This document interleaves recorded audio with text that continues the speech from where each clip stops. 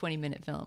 But anyway, what's happening here is this couple is trying to build a house together from a home kit, like a Sears Roebuck style, kit that would get shipped to your home. Just something else I write about in the book because it was a real craze at the time. And the bad guy, who is actually in love with the bride and wishes he had married her, evilly switches the numbers on the boxes of lumber that they're supposed to put together. And so the house they make ends up being this crazy, Cabinet of Dr. Caligari kind of house of horrors. So this is early on before they really discover that, as they're cheerfully trying to build their house together.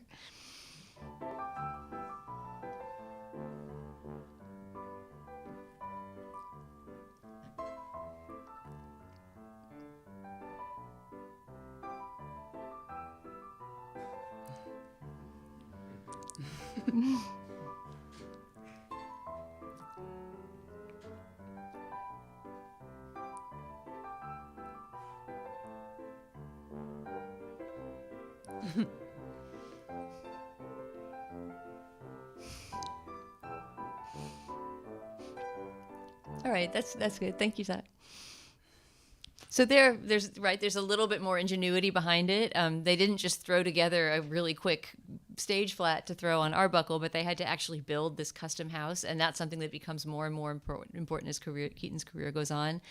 This particular movie didn't have the production designer Fred Gabori, who became Keaton's big right-hand man, the guy who created all these incredible things like The Falling House and Steamboat Bill.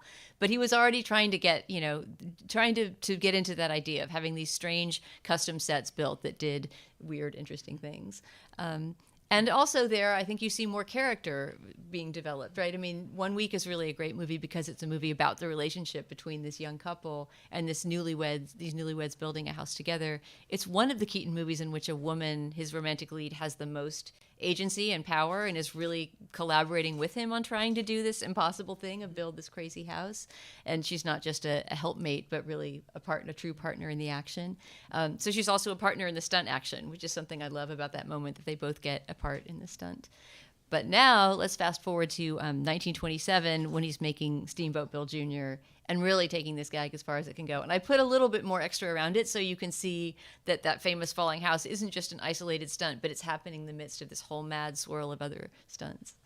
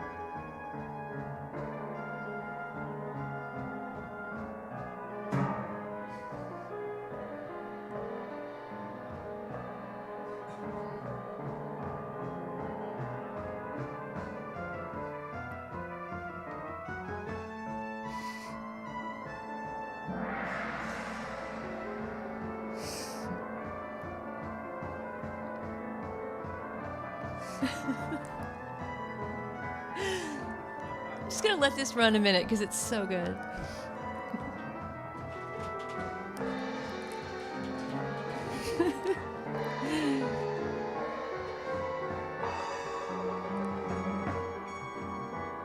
Oh my God.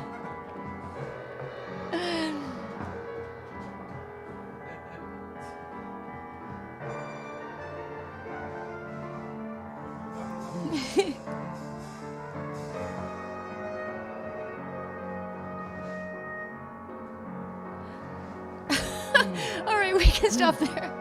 Oh, and then if you wanted to see it, there's some more of his fascination with the stage. He goes into this ruined theater just for the simple purpose of finding as many gags as he possibly can backstage, like getting scared by a ventriloquism puppet that he finds and all this stuff. But there, yeah, you really start to see a second theme, which I hope we get into, that I think ties in with this dad-son power struggle that he was always reenacting, which is dwellings that fall apart and places that can't be trusted, whether it's boats that sink or houses that fall on you, or the house he builds in 1 week that kind of betrays him by being reduced to a pile of lumber at the end of the movie. And it seems like, again, this was something that Keaton was not trying to symbolize anything with. It was just he actually enjoyed the physics of it, and I think didn't quite realize the extent to which it was a thematic expression of something in his own life. But yeah, there's no dwelling that is to be trusted or no structure that's to be trusted in a Keaton movie. They're all sort of waiting to fall apart or fly into bits. And that seems like it echoes lots of things, which if you read the book, you'll see were true in his real life, that he grew up on trains and never had a fixed abode really in his whole childhood, that his first marriage was marked by all of these, real estate flips. He was constantly trying to please his first wife by buying nicer and nicer houses or a house that she wanted or a place where they could be happy together, and they were never happy. And finally he built her, one of the most legendary Hollywood mansions of the 1920s, and they were miserable there. And I feel like in some ways his life was about the search for that kind of abode, which he really didn't find in his own life until he was about 60 with his third wife, when they finally moved into a house in San Fernando Valley where they were comfortable, and he spent the rest of his life, and he raised chickens and grew fruit, and seemed like he was moving towards something that was the stability that he'd always been seeking. I mean, those clips I think already give you this sense of just how resonant with what seem like symbols or metaphors Keaton's work is, and how it can be very hard to sort of restrain oneself from thinking, clearly this is about climate change, clearly this is an apocalypse, clearly this is all about consumer capitalism, this has got to be about the war, this has got to be about the Depression, or all these different ways that it seems to be an analysis of the state of America in the 1920s. And I think part of what became clear to me in the book was just how resistant Keaton was to doing the sort of either Chaplin-esque, let me moralize to camera, or what he then got sort of forced into in the Hollywood system of doing a sort of schmaltzy, let me moralize, or let me make it an explicitly happy ending, or this is going to mean something. And that part of what's so great about him is that he doesn't want it to mean anything. So I guess I would love to hear more from you about just the Keaton who wants to be an engineer and who doesn't necessarily want the grand symbols to sort of be spelled out, and that in a way those grand symbols are the better for not being spelled out. I mean, I guess maybe part of where I'm going with this is just that it was a surprise to me to realize that at the end of his life, or later on, that he has this connection with Beckett. And it seems like a surprising connection, that why would the sort of ultra highbrow and the not highbrow, not a reader kind of Keaton have had this connection? And part of it seems like it's to do with this sort of pure focus on art and technique, and that he was interested in the technique and how do I get something to work within this world, and that actually generates symbols in a way that if you're trying to generate symbols, you might not. Like you're going to make lame symbols if you try to generate them. Whereas if you don't try to make symbols, you just try to make things move in space, then the symbols may come. Yeah. It's something that really fascinated me the whole time I was researching this, is that I can't think of any artist as great who was never trying to be an artist, and who really didn't consider himself one, and was not modestly trying to deny that he was one, but just did not conceive of himself in that way. I think he saw himself as a comedian and a craftsman of laughs. He was asked late in life if he had had more education, because he had none whatsoever formally, what he might have liked to do. And he said, I think I would have liked to be a civil engineer. And if you think about his films, he is essentially a civil engineer. I mean, in the general, he and his crew built an entire train bridge to a trestle so that their train could be wrecked in exactly the way they wanted it to be wrecked. A lot of his big shoots were really feats of engineering. And I think you're right that what he's setting out to do always has to do with physics and gravity. There's character involved, certainly, and it's important that it takes place in a human world with relationships. But he's not trying to symbolize. Certainly when he made Steamboat Bill Jr. about a father-son relationship on this boat, he wasn't thinking, how can I find analogies for their relationship in, these gags and in what I'm doing with the boat? No, he was much more interested in the boat itself. And it seems like all of those other things almost work themselves out in an unconscious way in the work. I mean, I'm not saying at all that he was some spontaneous talent that wasn't putting thought into things. Everything was meticulously planned, but he did not think abstractly about his work, and he didn't like to talk abstractly about it, and always really shied away from interviewers who wanted to ask him, what did you mean? You're a genius. Any kind of talk like that, it made him clam up. You know? So we should talk a little bit about the later stages of his life. And I mean, I think that one of the many ways that your book is original is that it doesn't sort of follow the usual He was so great when in the era of silent film, and then he was drunk all the time, and it was a tragic decline, and the end, how sad. And you sort of show us that, in fact, it was much more complicated than that, and that he was only drunk for about 2 years. And then after that, he kind of pulled himself together, and that, I mean, maybe related to what you were saying, that he was very much not a snobbish figure. He didn't actually necessarily think, only if I'm making great movies will my life be worthwhile. He did great stuff in television. He did great stuff in clowning. So maybe just tell us a little bit about the later stages of Keaton's life, and we can't do the whole of the last decades, but some details from the last part of the book. Yeah. Yeah, that part was important to me. I mean, I also don't want to gloss over the dark years of his life at all. And I think they were very influential on later years in the sense that there is certainly a sadness that he was never able to direct a film again. You know, I mean, there could have been so many opportunities, even if he wasn't in front of the camera, for him to have been a great director behind the camera. He had such a great sense of where to place it, and really just excellent taste as a director and an editor. He edited all his own films too. So certainly a huge amount of talent was wasted by the fact that he became more of a performer in the second half of his life. But I think it's completely wrong to look at it as a biopic style, you know, a Hollywood biopic style descent, which is really what the very bad biopic about him made in 1957 kind of did. You know, it was very popular at the time to tell the stories of washed up movie stars, and in part because alcoholism was just starting to become something that was talked about openly, and some actors and actresses who had struggled with alcohol were starting to come out and talk about it, and Billy Wilder's The Lost Weekend had come out and made it sort of a more acceptable thing to talk about. Also, AA was getting its start, which I write about in the book. But he didn't really benefit from any of that. You know, he certainly found work from 1937 or so on. There were a few years, I would say, basically 1933, the year he's fired from MGM, until sort of the mid to late 30s, that he was floundering. You know, he stopped drinking, not completely, but he became roughly sober in 1935. Floundered around for a while, became a gag writer at MGM, which was, you know, a behind the scenes, much lower paid job at the place where he just a few years before had been the top comedy star. So that certainly must have felt like a come down. But at the same time, he liked to work. You know, he had a hugely powerful work ethic. He really didn't like to be idle. And he had, I feel like, almost a drive, you know, an obsessive drive to make people laugh and to help other people make people laugh and to craft comedy in whatever way he could. And you're also right that with the coming of television, you know, he actually started to emerge from even that obscurity and get back in front of the camera again and, you know, start to be beloved by a new generation of people who might not have even known him as a silent star, who just thought of him as the funny guy who was on Ed Sullivan and things like that all the time. But yeah, the second half of his life, the last third, I guess, of his life was full of all kinds of interesting work projects that he did, including working in a French circus, which was really, really fun to research and write about. I actually interviewed a French clown for the book, who's in his 60s now and runs a clowning school and is kind of a clowning historian. And he's dedicated his whole life to clowning and the history of clowning. Why did he become a clown? Because when he was 9 years old, his father took him to see Buster Keaton at the Cirque Medrano, this little circus that he performed at for a few years in Paris. And he was just absolutely blown away and just decided, you know, this is it for me. This is what clowning is, and it's what I have to do. You know, so that makes me really melancholy not to be able to travel back in time and see those performances. Though there's a tiny little clip of one of those French circus performances you can find on YouTube. But yeah, then working with Samuel Beckett, someone who he absolutely did not understand, and you know, kind of rolled his eyes at the very avant-garde short film they made together. But when the film came out, it was not very well received on the Beckett side. Critics thought that it was obscure and incomprehensible and kind of mocked it.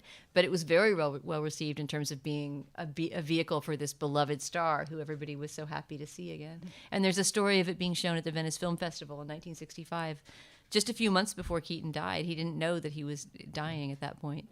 And the movie itself was panned, but when he got up, he got a standing ovation and, you know, came to the podium with tears in his eyes and gave a very brief, laconic Buster Keaton style, you know, thank you speech, and just made it really clear that I think he understood. You know, I think he died understanding that he would be remembered. Maybe not to the degree that he was remembered and to the degree of reverence we hold him in now, but that makes me happy, that he didn't die feeling, oh, I'm dying in obscurity and my career was a ruin. I don't think he felt that at all. Mm-hmm. So, just picking up on your interview with the clown, I'd love to know more about the process for researching the book, and in particular, like finishing it during the pandemic. Were there more clowns that you wanted to go visit that you didn't get to see because it was COVID? Or yeah, there were very specific clowns. I mean, it wasn't all COVID's fault either. There's a French clown named Pierre Ete who was extremely influenced by Keaton, and who said, I've heard an interview say some of the smartest things I've ever heard said about him, and I really wanted to interview him, but he died right before I could.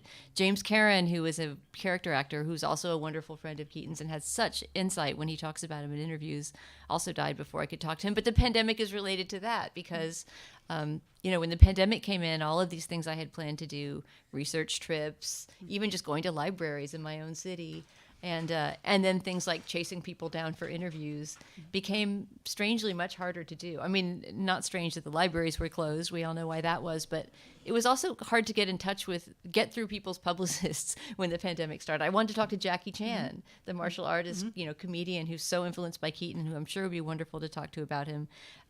But once you don't have anything to promote, as during a pandemic, it's kind of hard to get through your publicity team and say, hi, I'm writing a book. You've never heard of me. Please let me talk to the world's most famous martial arts superstar. So that never happened.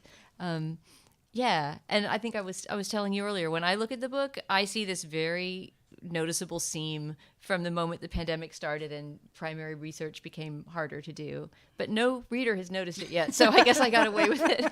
But there are definitely places I would have gone, specific libraries and archives. There's an actual box at the New York Public Performing Arts Library that I remember that was all about his dark period. It was clipping files from the period when he married May Scriven, that kind of dodgy sobriety nurse that he married that was his second wife, and he was floundering and drinking too much, and it was this really depressing looking but really important seeming clipping file box. But I wasn't anywhere near there. I was still doing his childhood. And so I thought, that's going to be great. When I get to that stage of the book, New York Performing Arts Library, here I come. But there was no library by that time. So I think like anybody writing a book, but maybe the pandemic makes it worse, you have to make decisions based on what's available to you, so... Which in a way seems so fitting for the book itself. I mean, for Keaton, because of course, he's always working with the materials available. He's all about resourcefulness. He's all about resourcefulness and surviving in the terrible environment out to get you, which is what we've all been doing over the last few years. Yeah, I feel like it ended up being the book that it was meant to be, and the things that I had to leave out, I found workarounds and maybe discovered other things that I wouldn't have done. Yeah. I think I'm realizing that we have run out of the time we said we'd take before we open it up. So are there questions from the audience or comments or questions from the YouTubers that people want to bring up? You should feel free to raise your hand if you want to ask something, comment something. Hi, Dana. Thanks. Hey. I enjoyed your book a lot. Thank you for writing it. Great. My question is about what you were talking about earlier about his growing up in this vaudeville act. He was the kid that was being tossed around by his dad mostly. He never decided to add kids into his movies, as far as I can remember. And I mean, clearly that was a successful avenue. Chaplin did it with The Kid and was a huge movie. Why do you think that was? Why did he never sort of turn the tables and become the dad instead of always being sort of the smaller? I mean, it was clearly because he was small and could play that childlike character. But was there anything that kept him from, making another person, bringing another kid into the act, for example? Yeah, interesting. He came close. He does have a movie called The Boat, one of his shorts, that's in a way is sort of a sequel to 1 Week. It has Sybil Seeley, my favorite of his leading ladies, the one who goes up high on the hinged wall. He had this idea at one point that he would make a series of comedies with her that would be sort of about that same couple going through different phases of their marriage. And in The Boat, they have 2 children, 2 small boys. And he once in a while, the boys are not great acrobats or anything, but once in a while he handles them in a way that seems reminiscent of how his dad might have handled him. He's kind of grabbing them by their belts and carrying them around like suitcases and things like that. But that's the one time I can think of he really does kid comedy.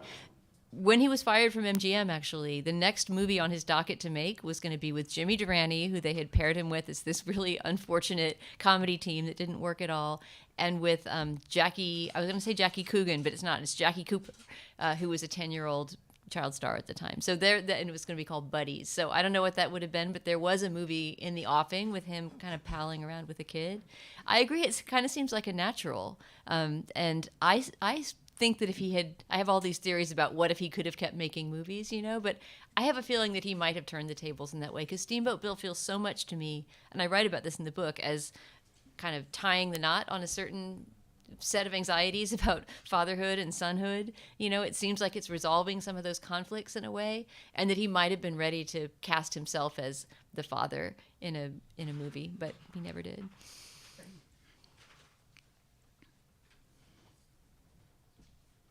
We have a question from the YouTube stream. It's from Jacob Pollock. And Dana, in order to read it, I have to bend down a little bit. Okay. Okay.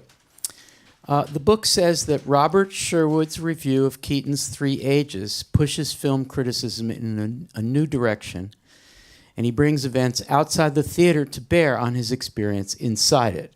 From your book. Here's the question. What were film reviews like prior to Sherwood's analysis?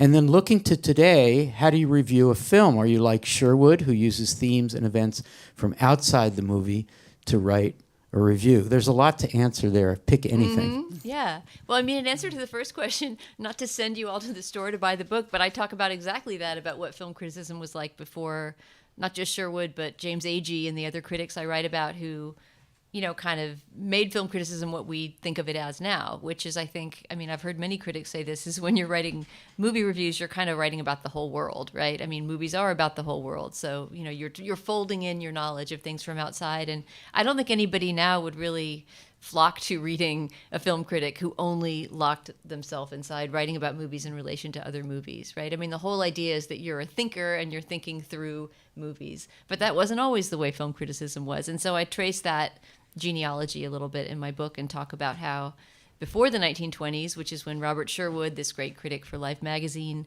who loved Keaton most of the time, although he had some serious reservations about some of his films, before he started writing, and some other critics who, started to open things up more in that way, film criticism was a strange combination of sort of fan service, right? Something we're still very familiar with, the kind of fan magazine. There were all kinds of magazines like Motion Picture Story that I write about that were really almost fantasy spaces, for people who were obsessed with these figures in this new exciting medium and wanted to know more about them and wanted to know who they were. Because in the very early days of film, until the mid-1910s or so, producers did not put cast lists on movies. So you'd see a movie and you would have no idea who this star was. And so you'd write a letter to Motion Picture Story magazine saying, who is the, girl with the brunette bob in, whatever the movie was. And maybe you would get the response, maybe you wouldn't, because Biograph didn't allow their stars to be shared. So yeah, there was this culture of secrecy about who the stars were, and that was the producer's attempt to keep the stars from asking for bigger salaries and for becoming free agents and moving to other houses and things like that. It didn't work. Mary Pickford and others were such big stars that they soon took the lead and started, dictating the terms of their own careers. But yeah, film criticism sort of was a mixture of fan service and trade gossip and things like that, and then just very, very basic blurbs describing what a movie was with practically no evaluation. And it was a good long time. It was, it was, 25 years into the existence of movies before there started to be something like what theater criticism had been for a long time, a real critical discourse and specific names that you would associate. You would go to Life because you wanted to hear Bob Sherwood's take on the latest movies. And it really shocked me to see how recent that was, and to see how I and other film critics, like my colleague Sam Adams in the audience, we're really the descendants of people like Sherwood and Agee and, those critics that started to bring their own voice to it. Anybody else have comments, questions as the Zoom got... There's another one yes. from YouTube, but yeah. I want to defer to the room if there's a question here. I know Sam Adams has questions coming out of his ears.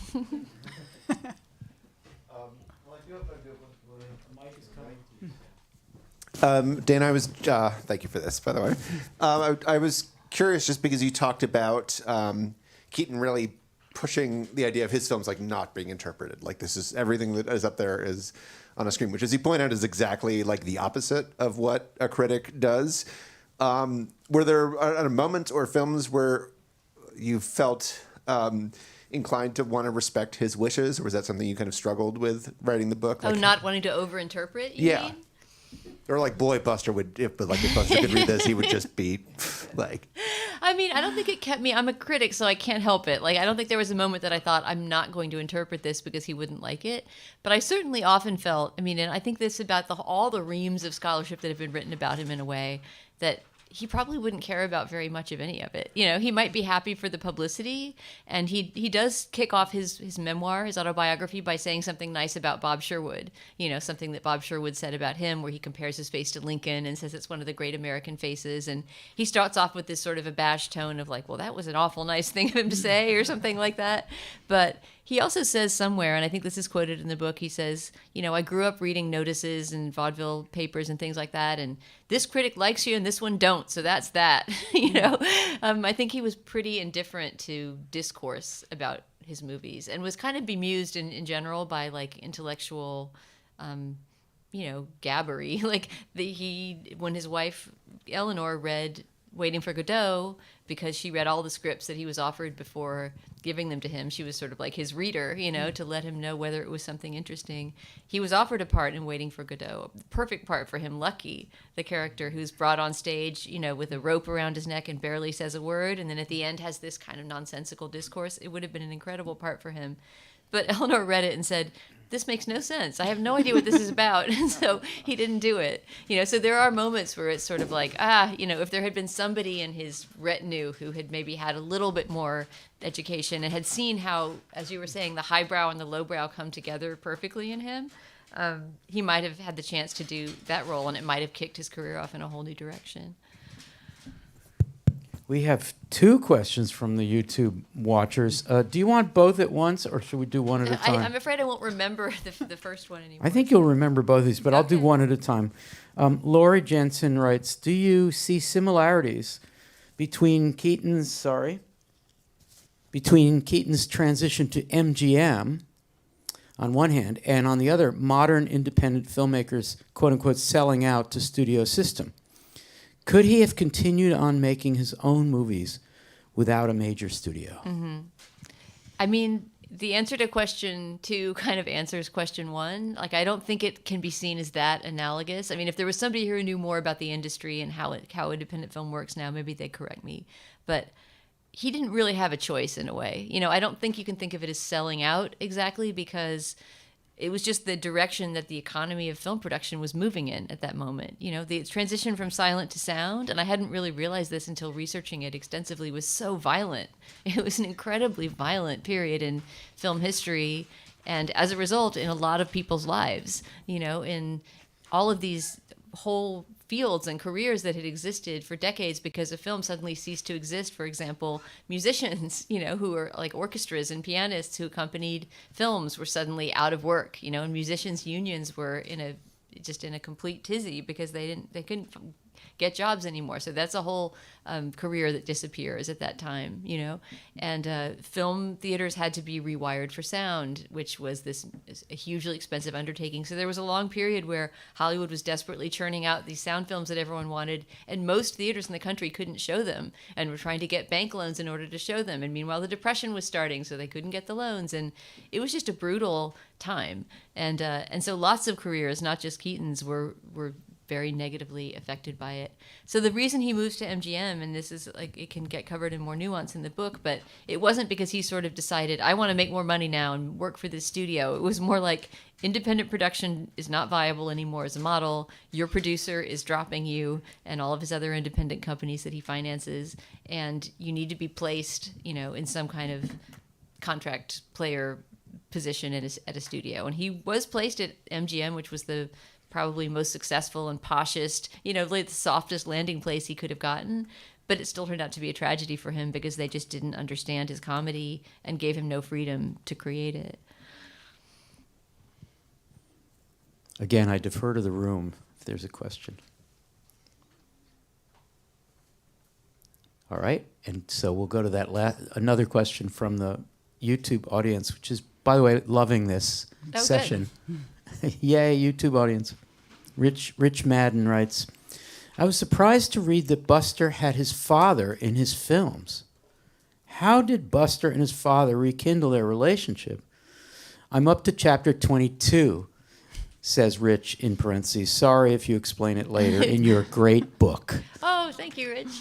I don't remember what chapter 22 is. I would need the chapter title to know what's happening there. But yeah, his relationship with his father and his whole family's relationship with his father was complicated because there's that big break moment that I talk about in 1917, which is even more dramatic than I described it. I mean, they literally leave him drunk at a theater door with his trunk, and they just take off without leaving him a note or anything.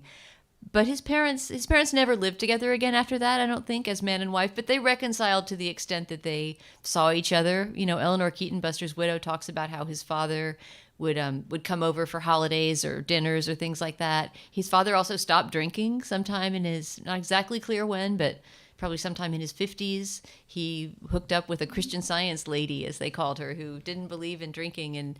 And so he got sober and I think became a more together and happier person. So yeah, he would often play small roles in Keaton's films. He plays his own father in one early film called Neighbors, and he often shows up as some sort of vague, he's one of the Union generals in The General, somebody from the other side. And you can always recognize Joe once you know what he looks like, because he had one specific trick that he always did called his hitch kick, where he could kick really high, and so it was something he used to do on stage a lot, was kick the hats off guys' heads and things like that.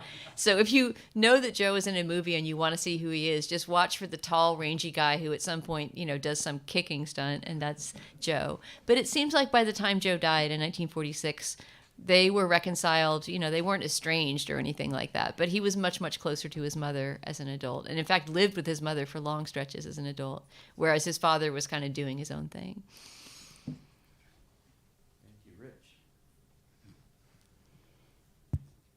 Emily, back to you for more questions for a few minutes. Sure. So I guess I'm interested in, we've talked already about Keaton's resistance to interpretation and resistance to interpreting his own work. But I thought it was also a really interesting theme in your book that it was possible for him to be misinterpreted and to be very angry and unhappy about it. And that part of what happened with MGM was that the whole nature of his comedy was misinterpreted. And so I sort of wonder, what was going on with that? Why was he misread? And also, did he have a sense that there's something wrong with how they're seeing me or how they're seeing my character type? Mm-hmm. What was the right reading?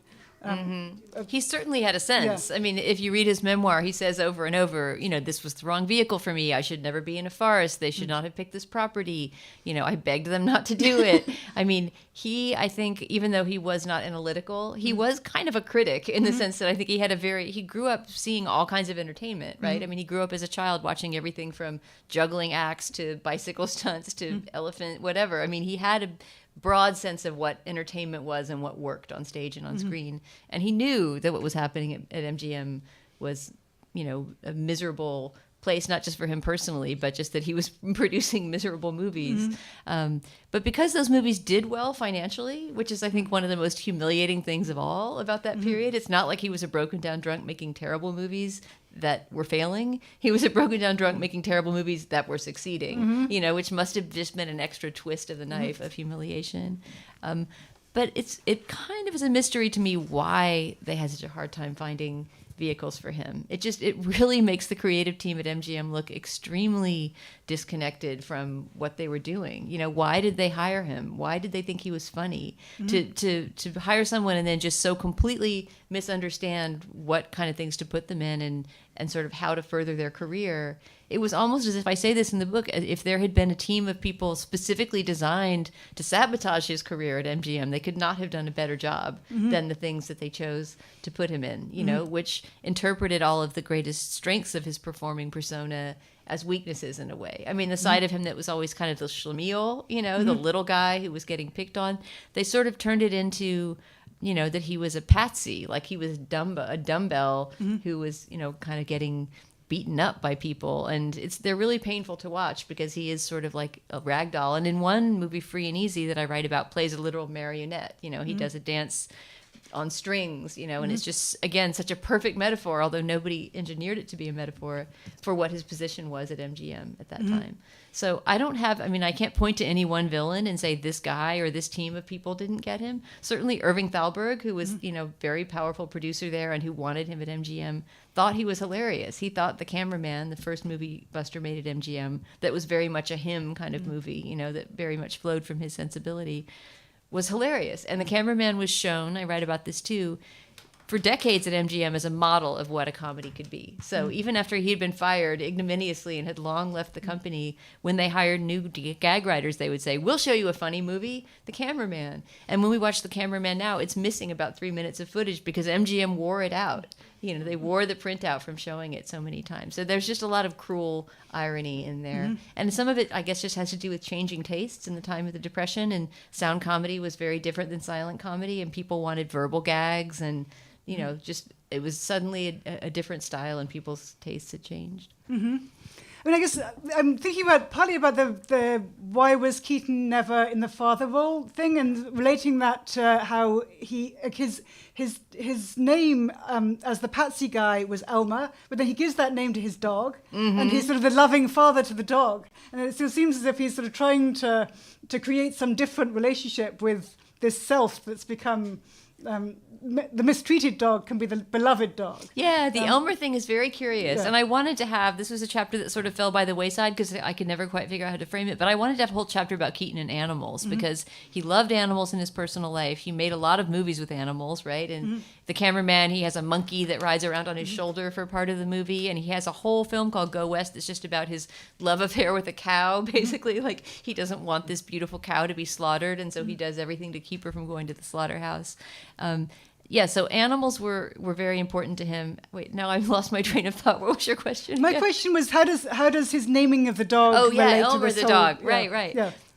So Elmer is the name that MGM slaps on all of these patsy characters that he plays. As soon as I hear his name is Elmer in a movie, I get depressed because I know it's going to be one of those movies that makes him look like a dumb rube who doesn't know anything and he doesn't get to do any stunts or anything. And yet his beloved St. Bernard that he owned when he worked at MGM, he named Elmer. And years later, when he got a second St. Bernard, he named it Elmer 2. And he wanted to name his next St. Bernard Elmer 3, and his wife laid down the law and said, I'm not naming any more dogs Elmer. But it must mean to me, that must mean either that he had some lingering affection for that character, or maybe, because he had a dark sense of humor, maybe it was a kind of a cruel joke. Like I was the mascot of the studio, so now my dog is named Elmer. I'm not sure exactly. But yeah, it's one of those mysteries where it's sort of like, who can understand the mind of Buster Keaton? He was a very strange man. And after spending all these years studying him, although I feel like I'd love him, as much as one can love a person you never knew who's long been dead, I don't understand him. I still don't understand much about his psychology or the choices that he made. Emily, we have a question here from Nate. Nate. Thank you. This has been wonderful, first of all. Thank you. And I have so many questions that have to do with this conversation, but I can't wait to read the book, so I'm going to pause on that. This is about presentation and sort of the reception of these films. I've seen screenings, of Buster Keaton films with live, accompaniment by people like Bill Frisell or, improvisers who've done things. And I wonder what, for you, has been the most effective or aesthetically pleasing or rewarding kinds of musical accompaniment to his silent films, because there's such a range, and I wonder just what has affected you most. Oh, that's such a good question. And it's very timely because over the last 2 months of promoting this book, I've seen a lot of different kinds of live musical accompaniment. And some of my favorite things I've done has gone to screenings where somebody is either playing piano. It's all been keyboards so far at this thing, but not always piano. Some people have, an organ synthesizer where you can do all kinds of crazy sounds. And I just saw The General accompanied by Jeff Rapsis, who's, part of this. There's this sort of, underground mafia of like silent film nerd accompanists who are just so great. They know so much about the music of that time and the films of that time. And the way he did the general was with all kinds of sound effects, so he was doing train whistles and, like chug chug sounds and, obviously incorporating musical themes, but really improvising, which is the way you mostly would have seen it at the time. A few big movies, like if it was a roadshow movie like Birth of a Nation or something that was just, a big event sort of movie, it would have a composed score to go with it. But most of these were just musical cues that some guy at a piano was weaving together, or a woman at a piano was weaving together to accompany. What's my favorite that I've seen? I like that Bill Frisell score a lot. But I don't think he does it live. I don't know. I think it's just on a DVD. I think it would be fun to hear a full orchestra, and I have never heard that. But I think my favorite way to hear music with a Keaton film is basically, somebody who loves silent film, who has some sense of historically how it was accompanied. And they're not necessarily aping that exactly, but they're doing something similar of watching the movie and making it up as they go along. And there was something else I was going to say about that. Now it left my mind. But, all right, if I remember it, I'll tell you after.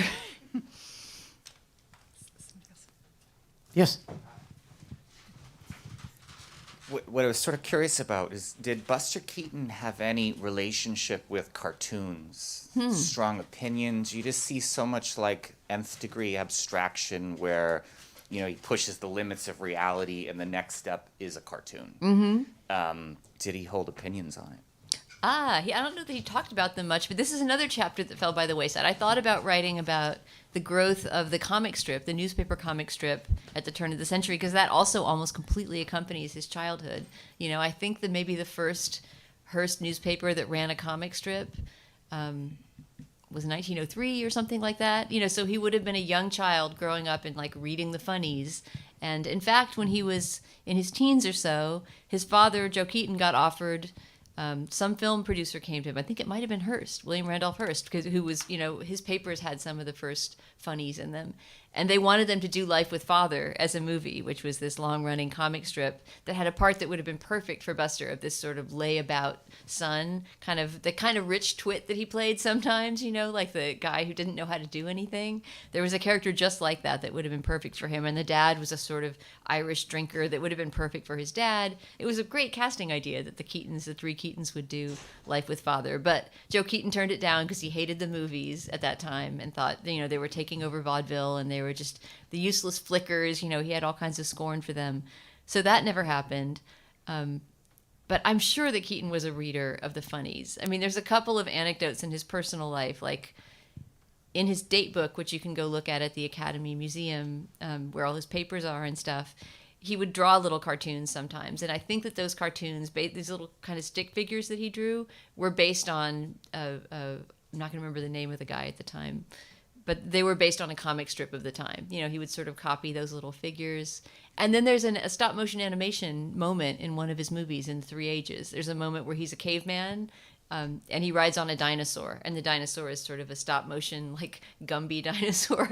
And it's kind of oddly out of keeping because he didn't use a lot of camera effects like that. But I can't imagine that he wasn't somebody who read the funnies, and was kind of aware of their importance in culture. I have a question.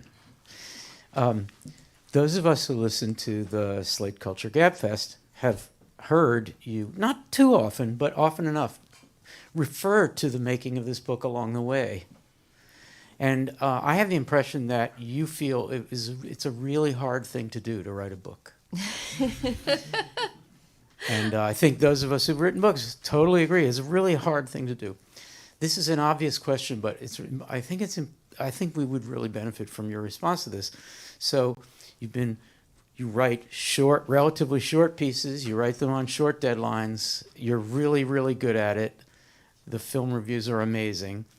And this is a totally different thing. There's not even, one is A, the other is Z. There's not even like some gradations to this. So I guess one of the questions I have here is, now that you've done this and you obviously loved the experience, though it was difficult, I guess you're a book writer and you're just going to keep doing that again and again and again. Yes? Al, I would think that you, of all people, would realize how violent it is to ask a person promoting their very first book when they're going to write another book. Violence in the question. I guess it's a way of saying, praising you, and the book is so great, and I guess it's time for another one. Anyway, what is that next book going to be? I mean, okay, I'll get there in a minute, but first, just about the difficulty of writing, I would say one thing I know there's at least one other critic in the room that, yeah, it is strangely, it's not at all unusual when writing a Slate review that I will sit down and write 1,000 words in, not one sitting, but certainly in a day. Yeah. I have to review this movie. I have to be done with the review by 3:30 p.m. or whatever I've agreed to. And whatever I have now on the blank page, it's somehow going to be 10,000 word formed essay by the end of the day. And so countless times over the years of writing this book, I asked myself, why can't I just do that now? Why can't I just write 1,000 words a day and then I'll be done in a year, or less? But the fact is, of course, that when you're writing something that is dependent on what came before and needs to lead to something afterward and is dependent on research and you have to stop and look up a fact every 2 minutes, of course you can't write that quickly. It would be an incredible day if I got 1,000 words a day written on a book. So the rhythm of writing it is just very, very different. And God bless people who actually are just, churning out 1,000 words a day, but I was never able to do that. And there were countless depressing days where at the end of the day, I had fewer words than I had at the beginning of the day. And the book was getting smaller and smaller.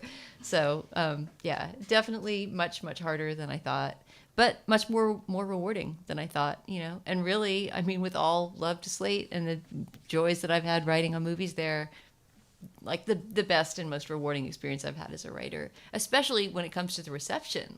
It's just sort of amazing that I now have this thing called a book, which, to me when I was growing up, that was the ultimate. Movies are great and TV and music are great, but the ultimate cultural expression really is just a bound codex book. So the fact that there is one that I've created, that now people are somehow experiencing the thoughts that were previously in my brain being transferred to their brain, that's still kind of astounding to me and wonderful. So part B of the question is about academia, because you're a survivor of academia, or survivor is the wrong word. You went there. Survivor's fine. Okay. And you produced a book that is got all of the rigor in thinking and structure, as Emily was pointing out, just the most interesting way of doing it. But it isn't academic in the negative sense of that word. I guess there's many years of buffer between the academic experience and this. And there is something back there about your feelings about academia in this experience of writing this book that is really everything you probably imagined you would do when you were, in a doctoral program or whatever, but without all the trappings and the difficulties. What do you think? Yeah, I guess you could say by writing a dissertation, I had already had the experience of writing something like a book, and that was hard too, but that was very different because I only had to please 5 people. I didn't have to think about there being an audience and the book actually selling. But there's no way that I could have written this book without all the experiences I had in grad school, So if any of my old professors are listening, they should feel, I feel grateful to them for giving me an ability to read that I think is what informed the book, But yeah, I'm not quite sure I have a real answer for that because I was already well out of academia by the time I started writing the book. So I wasn't really thinking about it either way. But it did sort of feel like, now you have to step up to the plate. Whatever you thought, whatever you read, all of the, knowledge or preparation you've done so far now has to come fully into play in writing this book. So I guess that would be the relationship between the two. Thank you. Emily, we have time for one more question. Is it yours? I think somebody else from the room who hasn't spoken should ask one. Yeah. How was Buster Keaton affected by other comedians of the day, like Harold Lloyd and Charlie Chaplin? Now we think of them as such rivals, and we like to rank them against each other and picture them as these guys who were fighting for the slice of the same pie, but they didn't really perceive themselves that way at all, I don't think. For one thing, they were just in a constellation of many, many more comedians and other kinds of actors, and probably saw themselves more as competing for market share of the movies than comedy itself. But also, I just don't think that Lloyd or Keaton ever thought of themselves as rivals for Chaplin in any way, because he was so incomparably much more famous than they were, much richer than they were, much more prestigious than they were, and he was really somebody who had, for one thing, kind of invented global fame in a way, along with Pickford and a few others, a few years before they got into it. And secondly, just was so catapulted into the stratosphere of, someone who was recognized all over the world and received by princes and kings everywhere and, had more money than God. Like, he probably seemed to them like not even an aspirational figure, but just sort of, he's Chaplin and then we're over here doing our thing. So it was much, much later, really, that there started to be any sense of pitting them against each other and you pick your team.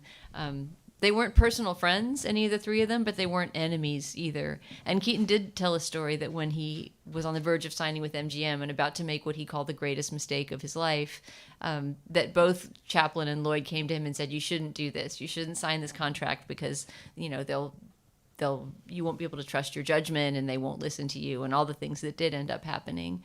But of course they were in a position to say that because they both were good businessmen, unlike him, and they owned stock in their companies, and Chaplin owned his own studio, and they were able to keep on in the sound era doing what they wanted to do for a while at least. Whereas he was really, this passive side of his character I was talking about, he really was being sort of buffeted about by the winds of change at that moment and didn't have a lot of choice in what he did.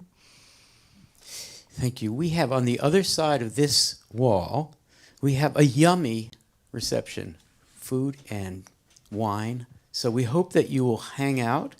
And Dana, I'm calling it audible here. I wonder if you would be willing to do the book inscribing in the room there. We'll find a place for you so that people can meet you as Sure. You so mean that as you're opposed not, to at the table? as opposed to sitting here when everybody else is having a reception in there. Sure. As long as I can have some snacks and wine while I sign. That's exactly it. So we'll join you in the other room. There are books to buy there, food there, and most importantly now, we need to thank Emily Wilson, not only for this wonderful hosting job, but also I think this was kind of your idea. The whole thing was so. We planned it about 2 years ago. Yeah, Oh no, my I was God. going to say Oh, really? it was right before the pandemic we were going to do this, but Yes. it wound up being great This is because better, now the 'cause book, the book is exists. out. Yeah. So Emily Wilson, let's thank Emily. And Dana Stevens, whose book is just marvelous.